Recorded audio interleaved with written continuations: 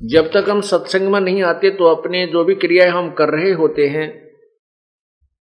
उसी को सही मानते हैं।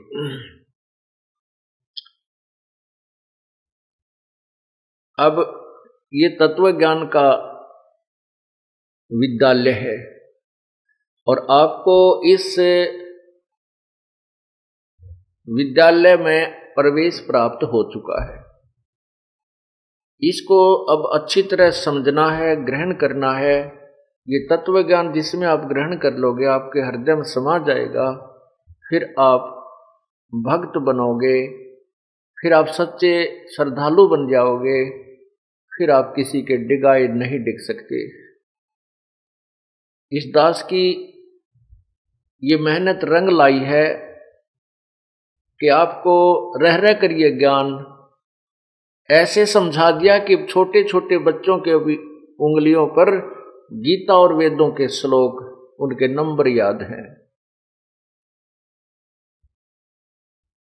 और जिसका परिणाम ये हुआ कि इतनी भयंकर आपत्ति इस काल भगवान ने हमारे ऊपर डाली थी, लेकिन वो परमात्मा की सच्ची आत्मा, प्यारी आत्मा टस से मस नहीं हुई, क्योंकि ये तत्व ज्ञान से परिचित थे और यहाँ की सच्चाई से भी परिचित थे।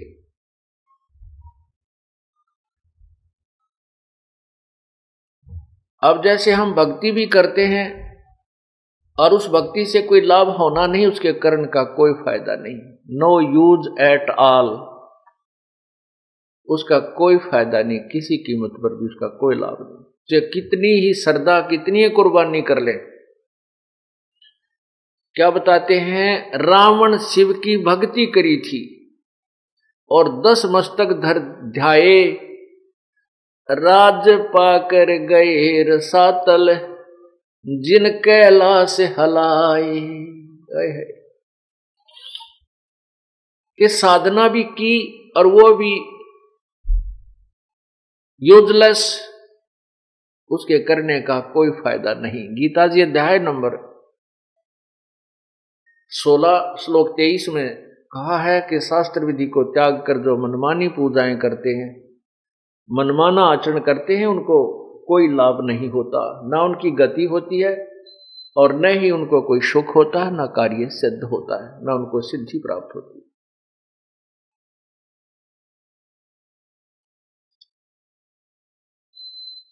फिर गीता अध्याय नंबर 7 के और श्लोक 12 से 15 में तीनों गुणों, रजगुण ब्रह्मा, सतगुण विष्णु, तमगुण शिव जी की भक्ति को व्यर्थ बताया। इसी का परिणाम स्वरूप रावण ने अपने नीम हकीम गुरु से ज्ञान हुआ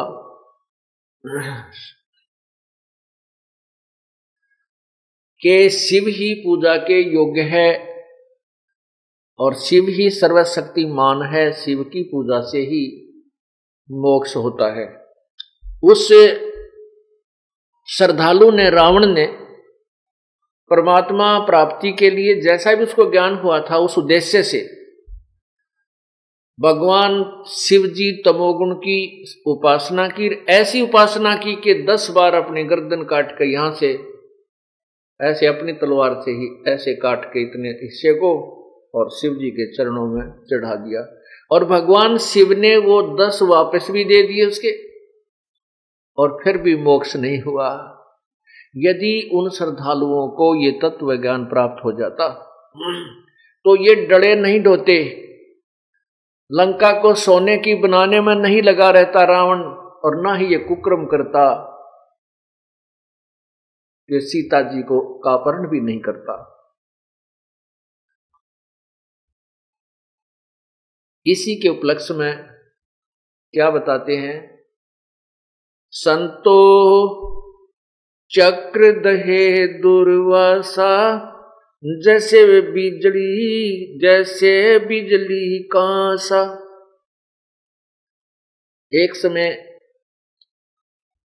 एक समय राजा अम्बरीश जी, सतयुग में राजा अम्बरीश साधना किया करते थे।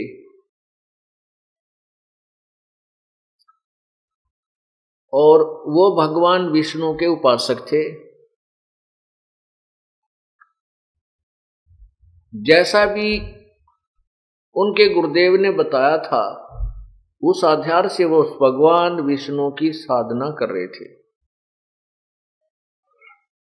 एक दिन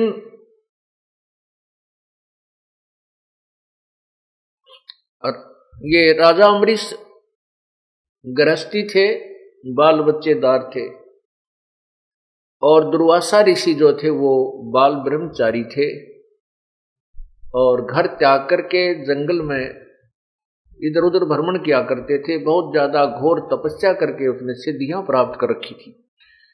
तो दुर्वासा जी ने अपनी साधना को सर्वोत्तम मान रखा था, जिस कारण से वो अन्य को वही साधना करने के लिए प्रेरित करता था। नहीं मानते थे तो उनको सजा देता था।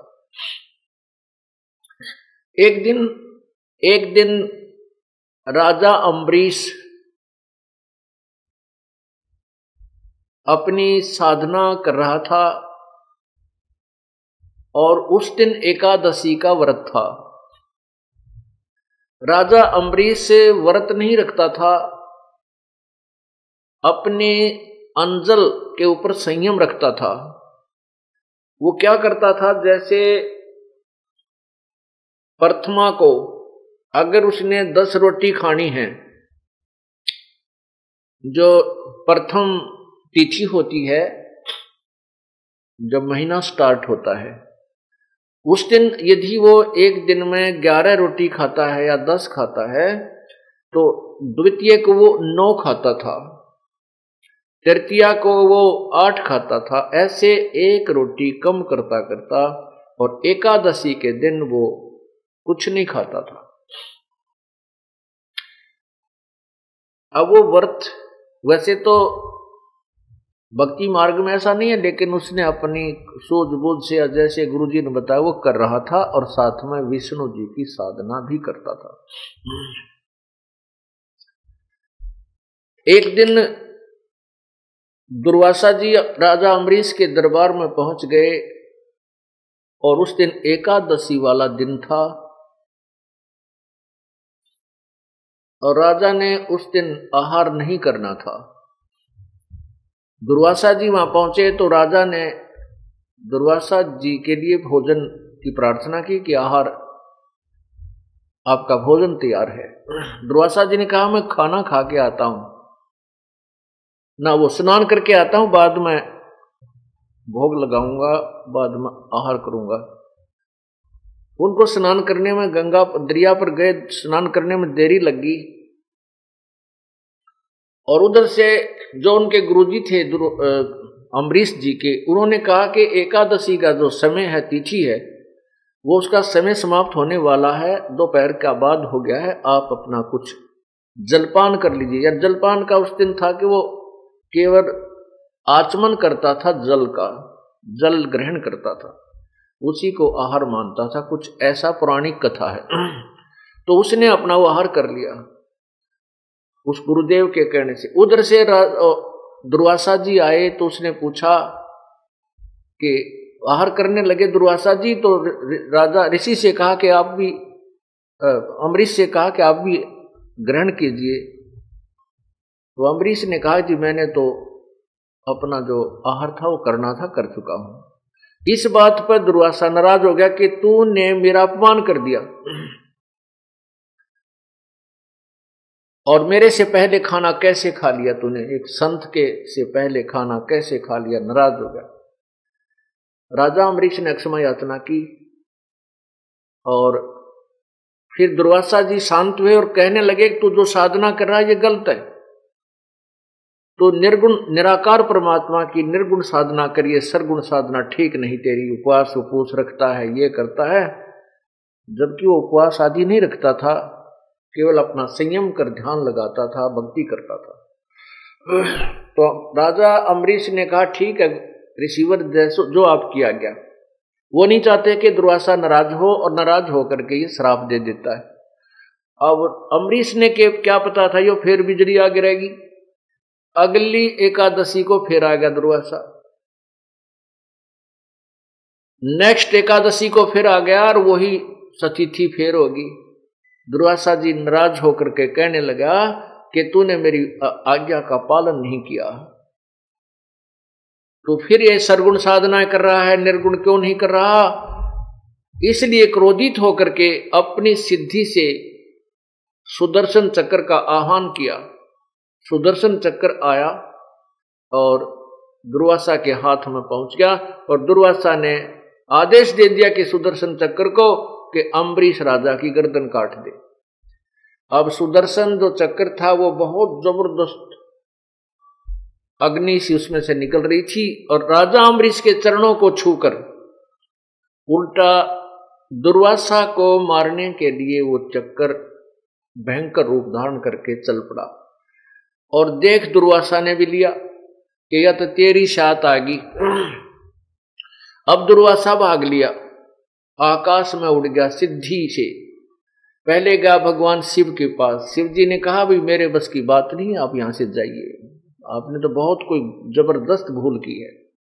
फिर गया ब्रह्मा जी के पास, ब्रह्मा जी ने भी मना कर दिया। फिर गया इंद्र जी के पास, इंद्र जी ने भी मना कर दिया। फिर वो विष्णु लोक की सुरती लगाकर चला। वो पूर्ण परमात्मा,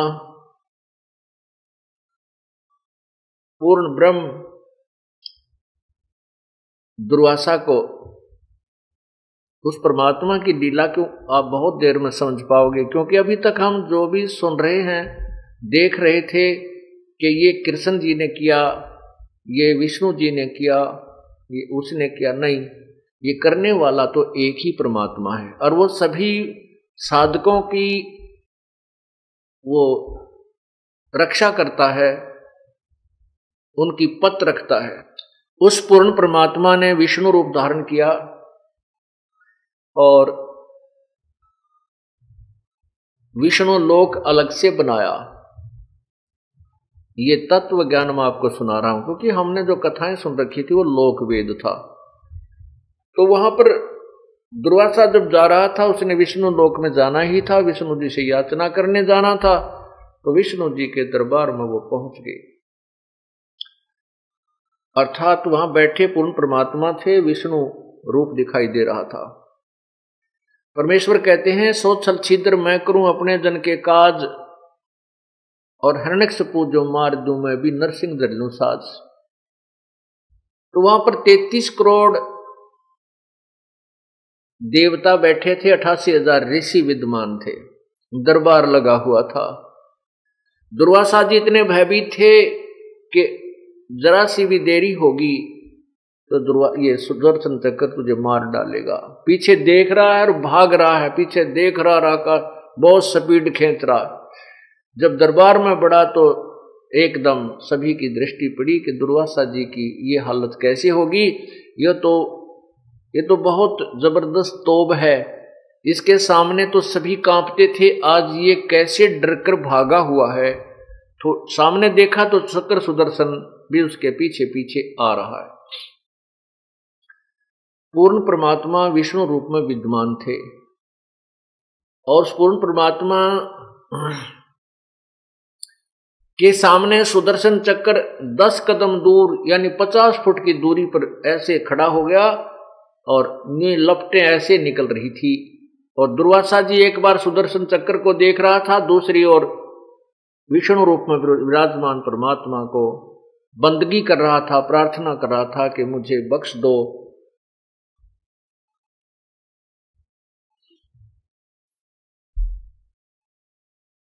वो अम्बरीश, वो दुर्वासा ऋषि जिसने एक श्राप से 56 करोड़ यादों का नाश कर दिया था और आज वो स्वयं अपनी जान बचाने के लिए गिड़गिड़ा रहा है। तब भगवान ने कहा, उस पूर्ण परमात्मा ने कहा कि ऋषि जी आपने क्या गुस्ताखी की है, सुदर्शन चक्र आपके ऊपर इतना उग्र रूप कैसे धारण कर रहा है, कैसे उग्र हुआ। तब दुर्वासा जी ने सारी कहानी बताई कि मैं राजा अम्बरीश के दरबार में गया था और मैंने उनको कहा था कि आप ये साधना ना कीजिए, ये साधना ठीक नहीं है, आप निराकार परमात्मा की निर्गुण साधना कीजिए। और मैंने उनके ऊपर सुदर्शन चक्र छोड़ दिया क्रोध में आकर। तो भगवान ने कहा कि ऋषि जी तुम साधना नहीं कर रहे, आपने जो सिद्धियां प्राप्त की हैं इनके कारण तू मान बढ़ाई का भूखा है और भक्ति मार्ग में जोर जबरदस्ती नहीं चलती। आपने उस महान आत्मा को, उस पुण्य आत्मा को नहीं डराना धमकाना चाहिए था। ये ज्ञान का मार्ग है, आप अपना ज्ञान दीजिए, उसको अच्छा लगे तो स्वीकार करेगा, नहीं अच्छा लगता तो नहीं करता। आपने जो बदतमीजी की है उसका परिणाम तुझे भोगना पड़ा है। अम्बरीश बहुत ही अच्छे भक्त हैं, उनके हृदय में दया है, विनम्रता है, आधीनी है, और तेरे अंदर ना दया है ना आधीनी है और न ही तेरी भक्ति अम्बरीश जैसी है।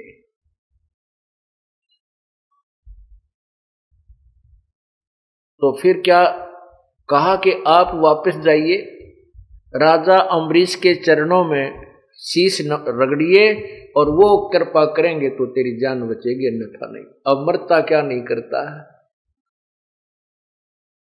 वो दुर्वासा जी भगवान का आदेश पा करके वापिस आया, अम्बरीश के चरणों में शीश रख दिया और कहा मेरी जान बख्श दो, मुझसे गलती होगी, मुझे क्षमा कर दो। फिर भी वो महान आत्मा राजा अम्बरीश कहने लगा, हे रिसीवर मैंने कुछ नहीं किया, मैं तो आपका दास हूं, आपका किया हुआ ही आपको मिला है। और कहने लगे कि ये भक्ति का मार्ग है, इसमें अंडीपना नहीं चला है, इसमें आधीनी चलेगी। आप अभिमान में बहुत चूर हो गए थे, परमात्मा ने तेरे इस अभिमान का नाश करने के लिए ये सब लीला की है। तो पुण्यात्मा अब विचार करना हम कहां ले जाना चाहते हैं इस पूरी कहानी को, अब आगे बताएंगे। पहले ये वाणी सुनाते हैं। संतो चक्र दहे दुर्वासा, जैसे बीजल कासा, अम्बरीक के द्वारे आए किया ज्ञान प्रकाशा, चक्र सुदर्शन चोट चलाई भई ऋषियन को त्रासा, तीन लोक में विचरत डोले मिटा न मन का सांसा, ऐसे ऋषि दिल बेदुन लागी जो जल दहा जीवासा, काल स्वरूप कलंदर देवा 56 कोट किए नासा, जादो वंश अनसनी राख्या जो जल बीच पतासा, अम्बरीक राजा राजधानी घोरे व्रत उपासा, जा पर चक्र चोट नहीं चाले पद में लिया निवासा, पूर्ण ब्रह्म कचैड़ी पहुंचे सुना दिग्विजरासा, मति के हीन दीन हो चालो तुम ऋषियन मान पियासा, 33 कोट जहां बैठे वहां 88 हास्या, अम्बरीश के द्वारे जाओ कर बंधन कर दासा, अंत कोट जुग जहान दर्श कर 6 ऋतु 12 मासा, दास गरीब विष्णु न्यो भाख्या, दास गरीब परमेश्वरियों भाख्या, निध सुमरण कर श्वासा। अब क्या बताया है कि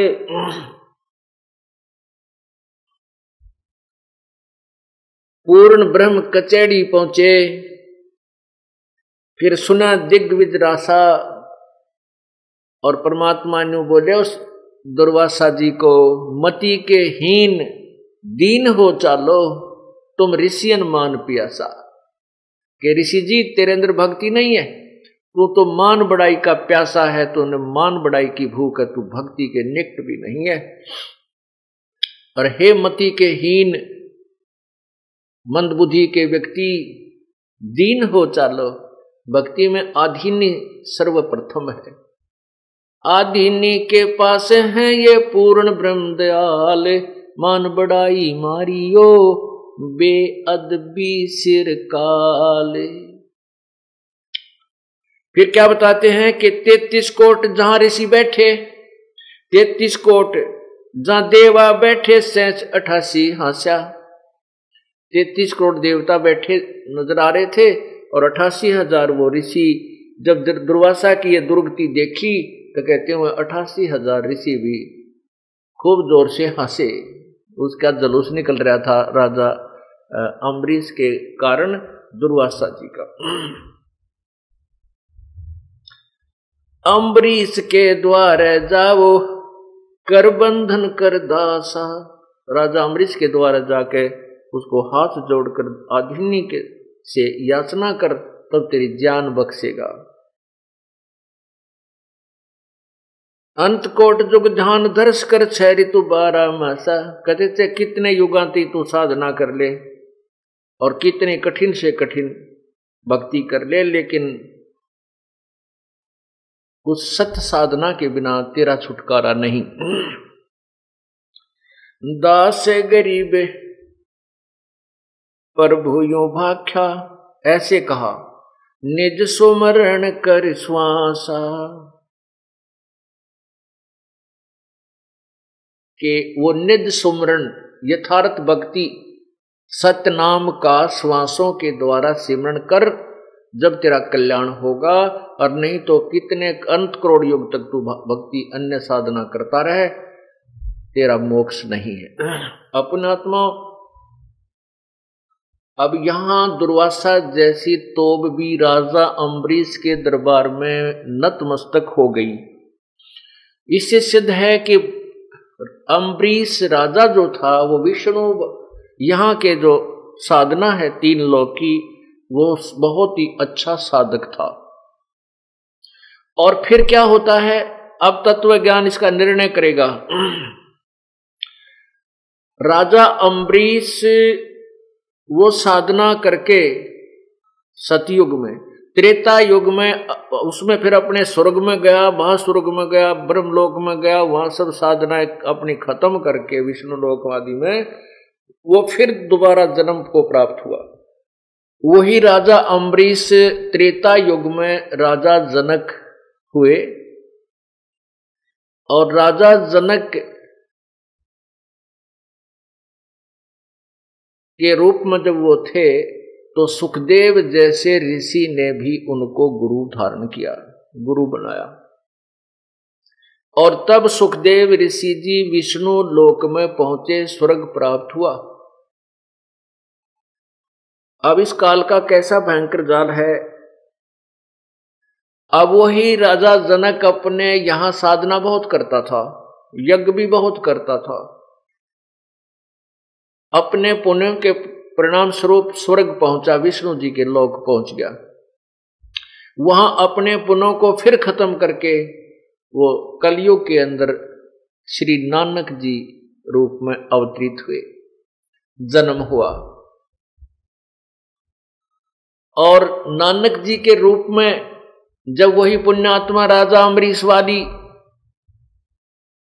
यहां जन्म हुआ था, तो उस समय पूर्ण परमात्मा कबीर देव, कबीर प्रभु उनको बेई नदी पर मिले थे।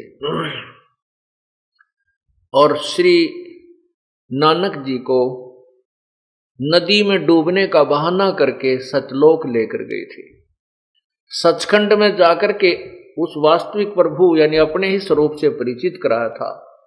उसके बाद राजा अम्बरीश वाली वही आत्मा श्री नानक जी के रूप में प्रभु की शरण में आई और सत्य साधना की, सतनाम का जाप किया, तब उनका छुटकारा हुआ। अब देखना, पुण्यात्माओं, जो साधना हम करते हैं वो साधना वही होनी चाहिए जिससे हमारा मोक्ष हो। अन्यथा जैसा आप कर्म कर रहे हो वैसा फल तो मिले ही मिलेगा, लेकिन उसका कोई लाभ नहीं।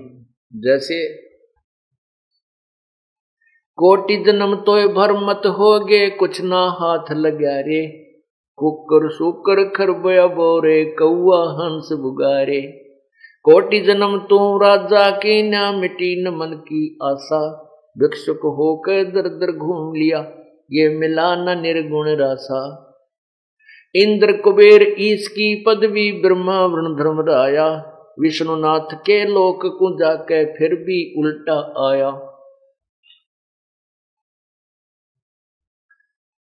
असंग जन्म तो मर्त्या होगे। इंद्र कुबेर ईश की पदवी ब्रह्मा वरुण धर्मराया। विश्वनाथ के पुर को जाके फिर अपूठा आया। असंग जन्म तो मर्त्या होगे जीवित क्यों न मरे रे। द्वादश कोट मधुमल महद मत बोरे बहोर न दे धर रे। दो जग भी सभी ते देखे राजपाट के रसिया। तीन लोक से तरपत नाही ये मन भोगी खसिया।